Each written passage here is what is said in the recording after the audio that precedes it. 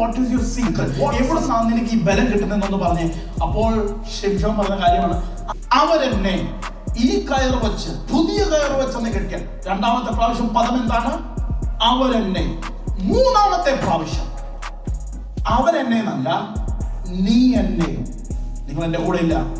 ആദ്യത്തെ 2 പ്രാവശ്യം ശിംശോൻ അവളുടെ മടിയിൽ കിടന്നുറങ്ങുമ്പോഴും പറയുന്ന പദം അവരെന്നെ വന്ന് കെട്ടിയാൽ, അവരെന്നെ വന്ന് ഇത് ചെയ്താൽ ഓക്കെ, എന്റെ ബലം പോകും. പക്ഷെ ദലീലയെ പറ്റിക്കുകയായിരുന്നു മനസ്സിലാക്കി. മൂന്നാമത്തെ പ്രാവശ്യം ശിംശോൻ പറയാ, എനിക്കറിയാം മോളെ, വേറെ ആരുമല്ല എന്നെ തോൽപ്പിക്കാൻ ആഗ്രഹിക്കുന്നത്, വേറെ ആരുമല്ല എന്നെ ഇല്ലാതാക്കാൻ നോക്കുന്നത്, നീയാണ് എന്ന് മനസ്സിലാക്കിയിട്ടും പിന്നെയും അതേ മടിയിൽ പോയി തലവെച്ചു കൊടുക്കുന്ന ഒരു പരാജയപ്പെട്ട ശിംശോനെയാണ് നമ്മൾ പിന്നെ കാണുന്നത്. ആദ്യത്തെ 2 പ്രാവശ്യം അവരെന്നെ, അവരെന്നെ. മൂന്നാമത്തെ പ്രാവശ്യം നീ എന്നെ. നാലാമത്തെ പ്രാവശ്യം പറയുകയാണ്, ഞാൻ എന്റെ മുടി വെട്ടി.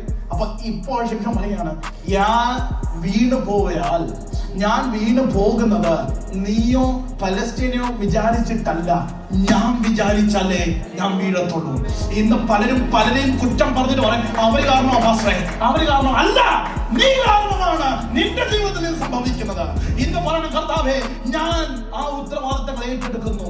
I take up the responsibility of my failures.